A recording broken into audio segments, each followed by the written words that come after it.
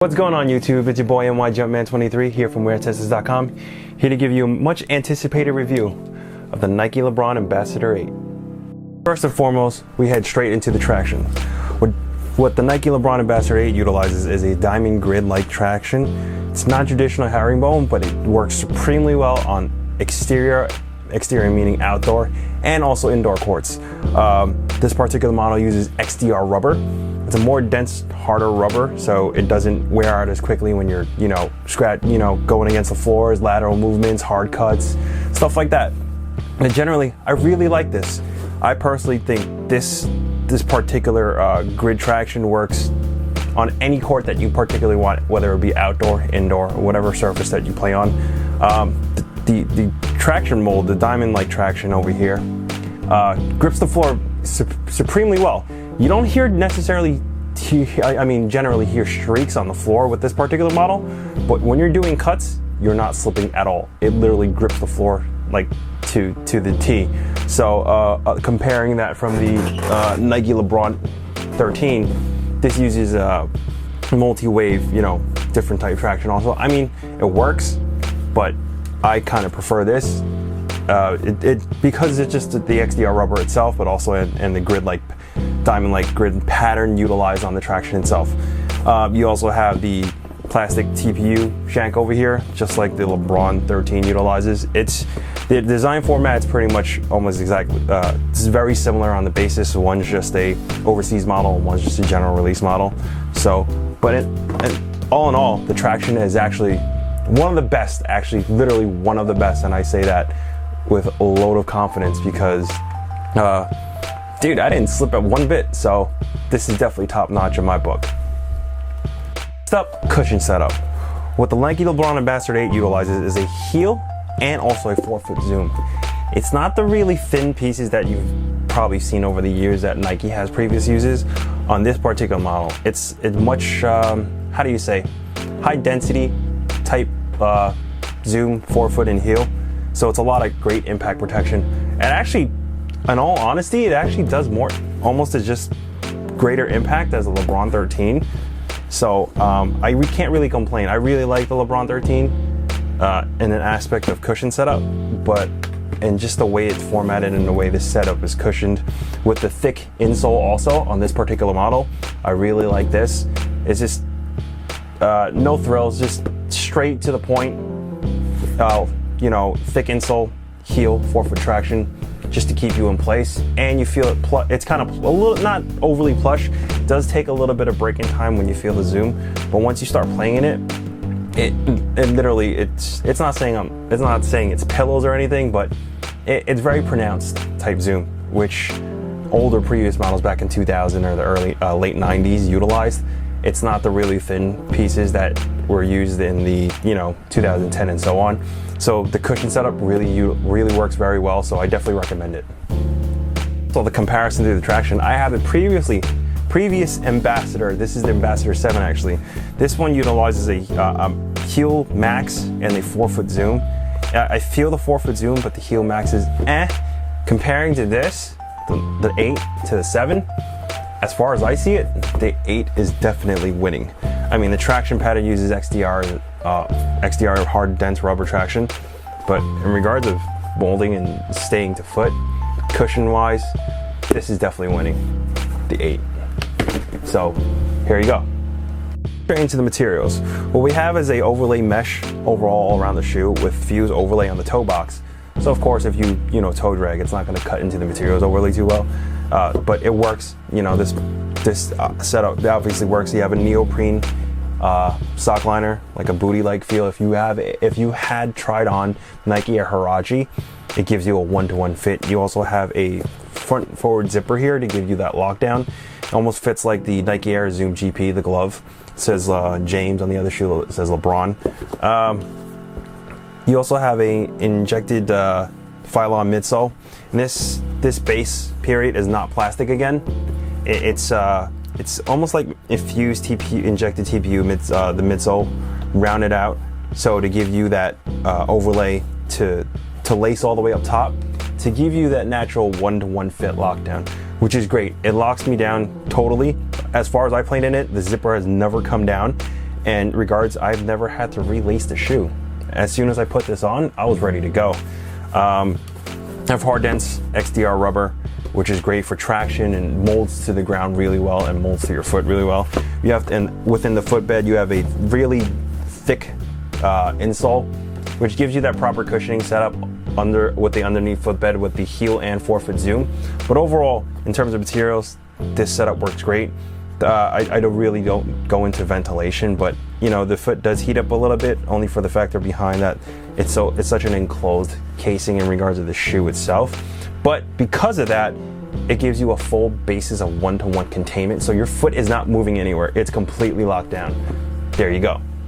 In terms of fit, due to the materials and the way it's set up with the injected Phylon, lacing system on the setup, you have the fly wire set up underneath, so as soon as you lace in, the fly wire tugs into the lacing, so it molds into your foot naturally, which gives you a near perfect one-to-one fit.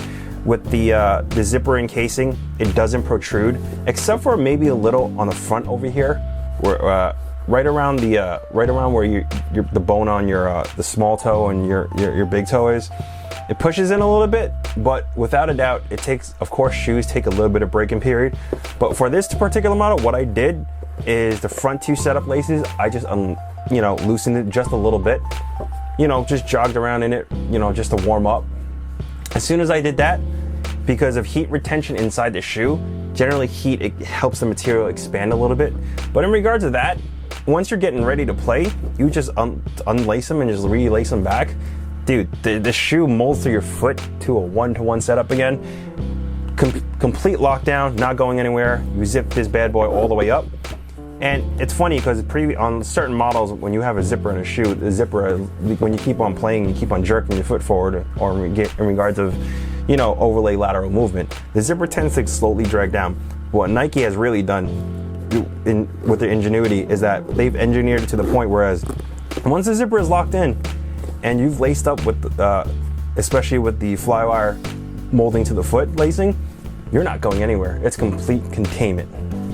So naturally a one-to-one fit, I would definitely go true to size, but if you have an extremely wide foot, of course, since it's as particular as an Asia and Europe model, you can't really try it on. You kind of have to really go with your gut on this one. But if you have a really, really wide foot, and I have a slightly mild foot, I went natural actually on a size 13 and it fit perfectly fine. But if you have a really, really big wide foot, I would suggest going up half a size or a full size. But other than that, if you are a natural 9 or natural 10, 12, 13, and you like that slightly snug fit but proper containment on a one-to-one fit, 100% stay true to size. In regards to support, naturally it comes from the injected Phylon piece for the upper lacing. You have, of course, the fly wire that tugs the lacing, giving you a one-to-one fit, molding the shoe around the way your foot is formed. Support comes from also the thick insole and the heel cushioning of the Zoom and the forefoot cushioning of the Zoom. It's very pronounced. You definitely feel it when you play. It doesn't have the natural flex as majority of LeBron shoes do on the forefoot. They don't. That just naturally don't, because LeBron is a forefoot. He runs heavily on his forefoot, so I don't know what to say in regards to that, because even the old LeBron Ambassador doesn't do that. But in regards, once you start flexing your forefoot on the play when you're going forward, it almost feels like it naturally does, but it doesn't. I don't know what to say. It's probably because of the way the traction pattern is set up right along here. So it almost peaks out a little bit where it gives you that natural free flow motion. The traction grips down to the floor. So the support is extremely there with the cushion setup, but it almost has like a Nike Free type feel when you're running the court. So this is really something, I wouldn't say awkward, but it's very different. But once you get into the mode when you're playing in the shoe, it's like, wow, it feels very natural, and it doesn't protrude on any aspect of it. Again, the support it's a complete lockdown. You're not going anywhere. You're not falling out of your shoe either. So Nike did an extremely great job in regards to containment. So big thumbs up on this one. Overall, what do I think about the shoe? If I had to do a comparison with the 13 or the LeBron Ambassador 7, I don't know.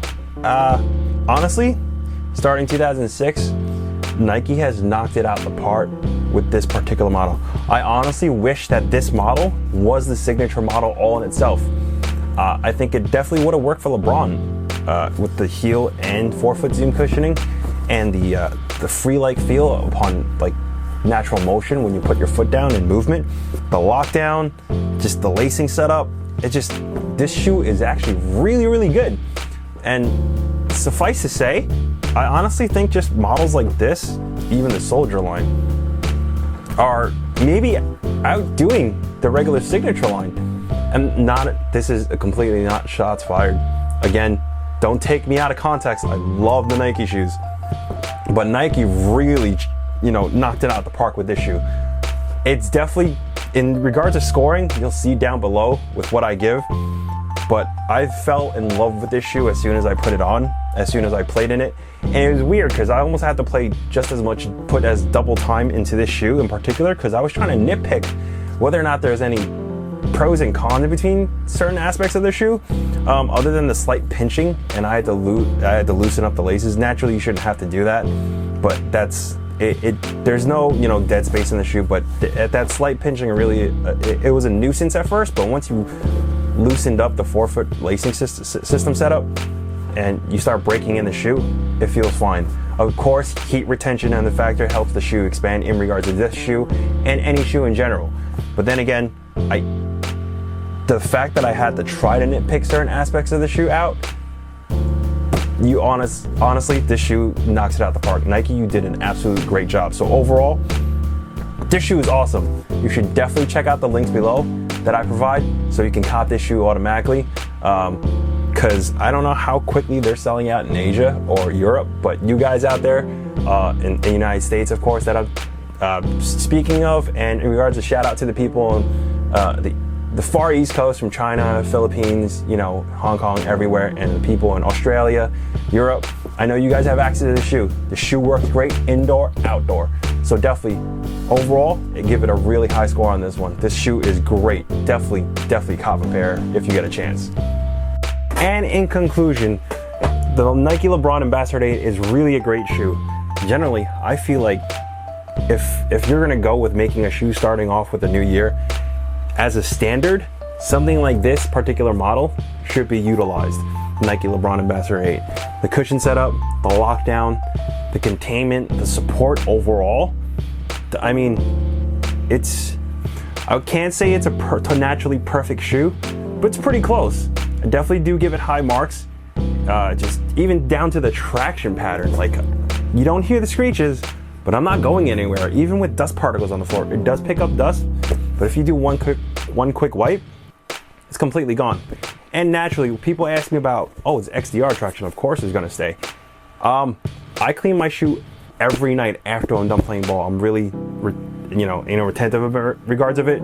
It's because I like to test out shoes every time in an all clean feel, see how much dust it picks up, so I can give you a more clarity of a review on how everything works out. Generally, overall, the shoe works great, fits great, supporting is great.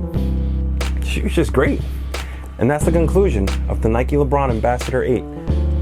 So I hope you guys liked the video. Subscribe, like, share.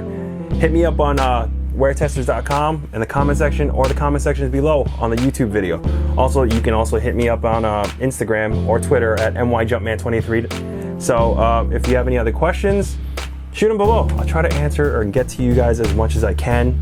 I will leave links below, particularly on where to get this model. And I believe my guy ID for Shoes at eBay also has the China edition. It's all red with the overlay with natural, almost like a stitching on top in yellow. Dude, that model was so sick. So is this USA team model. I like both. I'm actually considering getting the other pair, unless you beat me to it. Again, this is myjumpman23 from weartesters.com for the Nike LeBron Ambassador 8 review. Hope you guys enjoyed it. This is me signing out. Peace.